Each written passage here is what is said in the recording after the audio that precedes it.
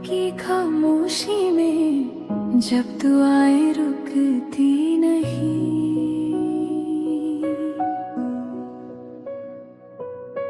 कुरान की हर आयत दिल को सुकून सा देती है। ये सफर मुस्लिम लफ्ज है अरबी का, इसका मादा जो है रूट वर्ड जो है वो सालामा या सीन लाम मीम है। इसमें मानी है बहुत सारे 8 मानी है इसके डिफरेंट मीनिंग्स। उसमें एक अहम तरीन ये है कि वन हु सबमिट्स। आज को सफर कुरान के खास एपिसोड में मैं मिल रही हूँ एक खास शख्सियत जिन्होंने साइंस और कुरान के दरमियान एक खूबसूरत ताल्लुक बनाया है, प्रोफेसर मोहम्मद असलम परवेज साहब। प्रोफेसर साहब बॉटनी के मशहूर प्रोफेसर रह चुके हैं, प्रिंसिपल और वाइस चांसलर जैसे अहम जिम्मेदारियां भी संभाल चुके हैं, लेकिन उनकी असली पहचान सिर्फ एक साइंटिस्ट की नहीं बल्कि एक ऐसे रिसर्चर की है जिनका साइंटिफिक टेम्परामेंट उन्हें कुरान को गहराई से समझने की तरफ ले गया है। अस्सलाम वालेकुम एवरीवन, आप सबका इस्तकबाल है हमारे आज के सफर कुरान के एपिसोड में। और हमारे साथ माशाल्लाह मौजूद हैं मोहम्मद असलम परवेज साहब। अस्सलाम वालेकुम सर। तो बहुत बहुत शुक्रिया, आपने ये जो कीमती वक्त दिया है ना, इसके लिए हमने शायद मेरे ख्याल से 15-20 दिन लगा दिए हैं आपको ढूंढने में और हम यहाँ तक पहुँच गए हैं। सर थोड़ा सा आप बताएं हमारी ऑडियंस को, माशाल्लाह सब जानते हैं फिर भी आप अपने।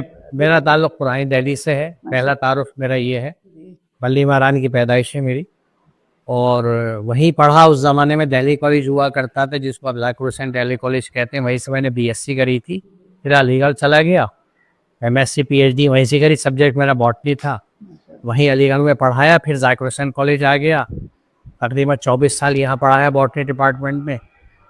फिर इसी कॉलेज में मैं प्रिंसिपल हो गया और 10.5 साल प्रिंसिपल रहा। और फिर अल्लाह ने मौका दिया कि हैदराबाद में एक सेंट्रल यूनिवर्सिटी है मौलाना आज़ाद के नाम से, वहाँ वाइस चांसलर हो गया, तो वहाँ वाइस चांसलरशिप करी, उसके बाद रिटायर्ड माशाल्लाह। अब इस बीच में मैं ये अर्ज़ करूँ कि मेरे जो 2 शौक़ चलते थे वो ये थे कि एक तो मैं उर्दू में साइंस का फ़रोग़ करता था, साइंस के मज़ामीन लिखा करता था, और वो उसके बाद फिर मैंने एक मैगज़ीन की शक्ल दे दी और उर्दू में साइंस के नाम से मैगज़ीन निकालता हूँ, जो अब 31 साल उम्र हो चुकी, जिससे गुजर चुका 31 साल। और दूसरे ही के साइंसी ज़हन होने के नाते मैंने कुरान को समझ के पढ़ना शुरू। और उसको हम देख भी रहे हैं आपके यूट्यूब चैनल पर माशाल्लाह, और बहुत अच्छे लेक्चर्स और आपकी जो हैं गाइडेंस है वो हमें देखने को मिल रही है।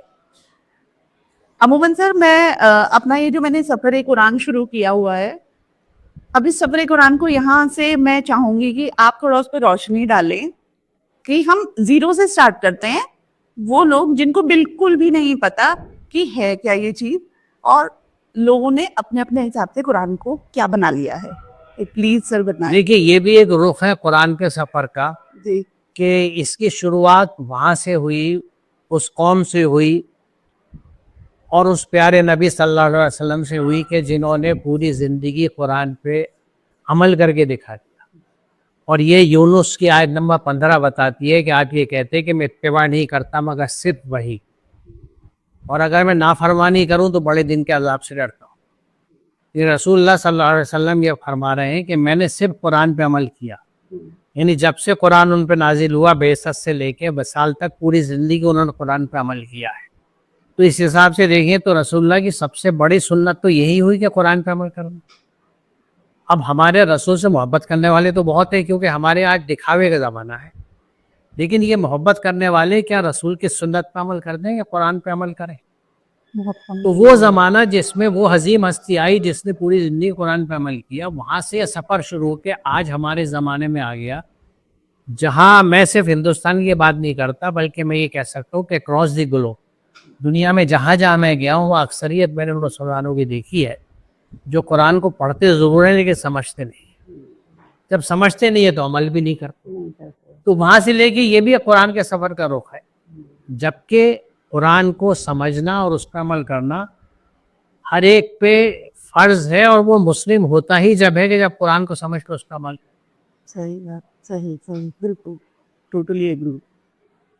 सर एक और चीज़ है, आजकल हमारी जो आज की जनरेशन है, अगर कोई मर्द या औरत अल्लाह पाक ने उसे हिदायत दे दी और बस वो अब अपनी नमाज रेगुलर पढ़ रहा है اور وقت نکال کر اپنی تلاوت بھی کر رہا ہے, سمجھ بھی رہا ہے, اور نارملی محفل میں بیٹھ کر اپنی مطلب ایک ریفلیکشن بھی شیئر کرتا ہے.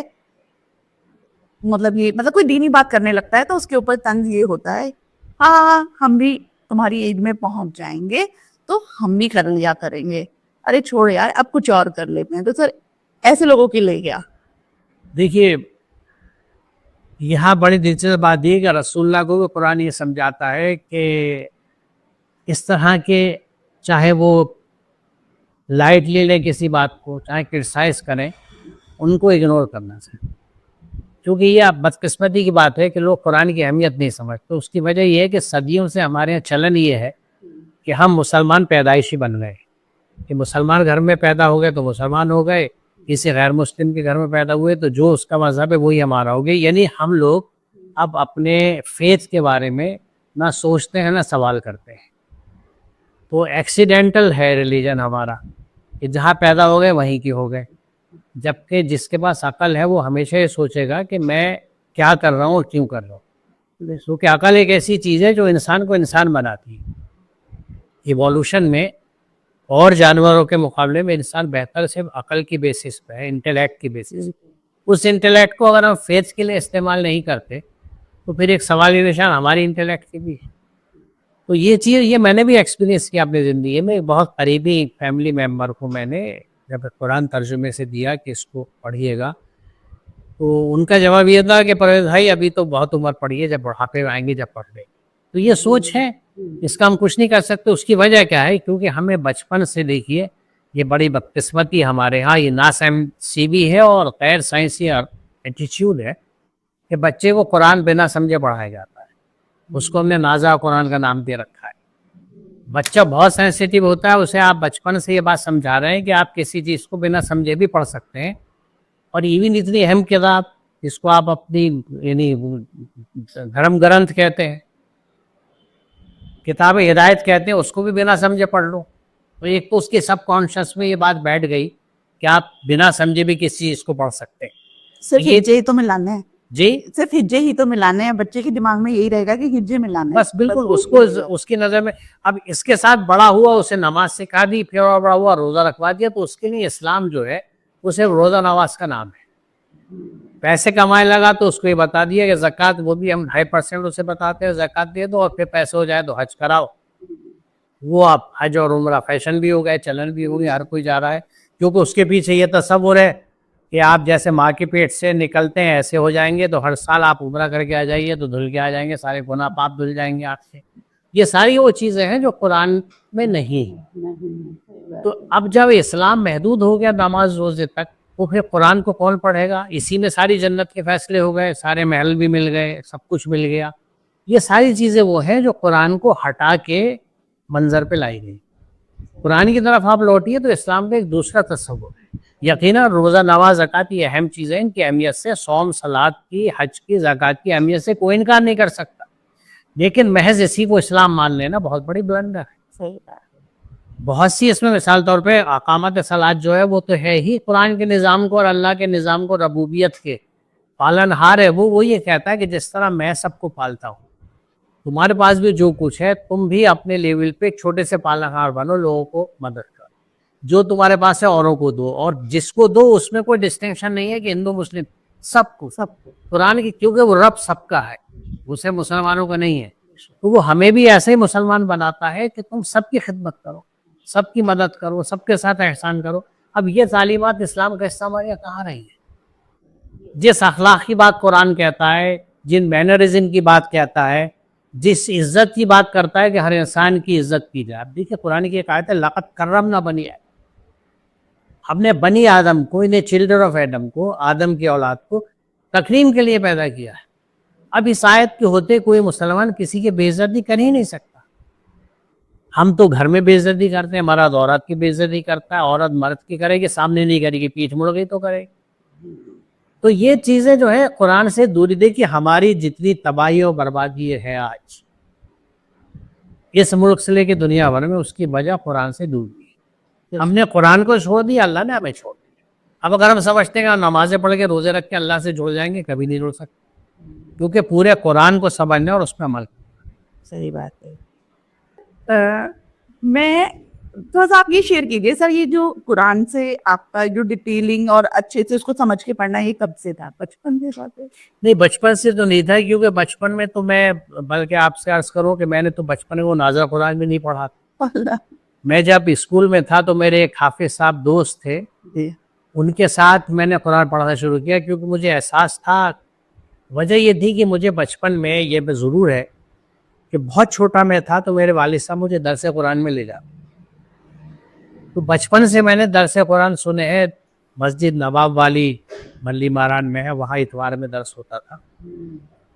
तो वो जहन में मेरे सबकॉन्शियस में वो कुरान का तस्वुर बैठा हुआ था, लेकिन कुछ हालात की वजह से मैं उस फॉर्मल कुरान टीचिंग में नहीं जा सका। लेकिन 9th क्लास में जब मैं था तो मैंने कुरान पहले वहाँ से एक हाफिज साहब जो मेरे दोस्त थे, क्लास फेलो थे, उनके साथ सीखना शुरू किया। उसके बाद लेकिन फिर मेरे यहाँ भी ये गैप आ गया कि मैं साइंस में था, स्कूलिंग, फिर BSc। सही। लेकिन MSc में जब मैं अलीगढ़ में था तो मुझे ये एहसास हुआ कि मुझे कुरान समझ के पढ़ना चाहिए। तो जब से मैंने ये नहीं बात समझ ली है कि ये 74-75 की बात होगी, 1975 समथिंग लाइक दैट, तो वहाँ से फिर मैंने कुरान, अब जब तर्जुमा पढ़ा मैंने तो मुझे ये लगा, तर्जुमे से मैं मुतमईन नहीं हुआ, क्योंकि कहीं कहीं मैं लगा कि तर्जुमा, मैं ये नहीं कहूँगा गलत है, कहीं कहीं गलत भी था, लेकिन कहीं से कहता है कि अंडर ट्रांसलेटेड, उसका पूरे माने, पूरे उसकी कंसेप्ट क्लियर नहीं हो रही थी, क्लियर नहीं हो रही है, तिश्नगी थी, कमी लगती थी। तो फिर मैं ओरिजिनल सोर्सेज पे गया, और जब से मैं कुरान को उनके रूट मैटर के हिसाब से, क्योंकि हर लफ्ज़ का एक मादा होता है, जैसे मुस्लिम है, ये सीन लाम मीम का मादा है। मुस्लिम, इस्लाम, सलमा, सलीमा, मुसल्लमा, सलमा, ये सब चीज़ें इसी की बनी हुई। और इस हिसाब से देखें तो मुस्लिम वर्ड के 8 मानी हैं, इस्लाम के भी, और वो तमाम कुरान में मौजूद है। तो इस अंदाज से जब समझना शुरू किया कुरान को, तो मुझे दिन ब दिन ये लगा कि हम तो इस्लाम के नाम पे जो कर रहे हैं वो तो कुछ भी नहीं। कुरान की तो कुरान जो किरदार बनाता है हमारे यहाँ नज़र नहीं आता, जो कुरान अखलाक बताता है हमारे यहाँ नज़र नहीं आता, जो मामलेदारी हमारे यहाँ नज़र नहीं आती। हाँ, सिर्फ नमाज रोज़े चल रहे हैं। तो ये नमाज रोज़ा एक अल्टरनेटिव के तौर पर खड़ा हो गया कि अल्लाह की मग़फ़िरत और जन्नत सिर्फ इससे मिल जाएगी, जबकि इससे नहीं मिल सकती। कुरान देखिए, मुस्लिम कहते ही उसको हैं जो अपनी पूरी हस्ती अल्लाह के इताअत में दे दे।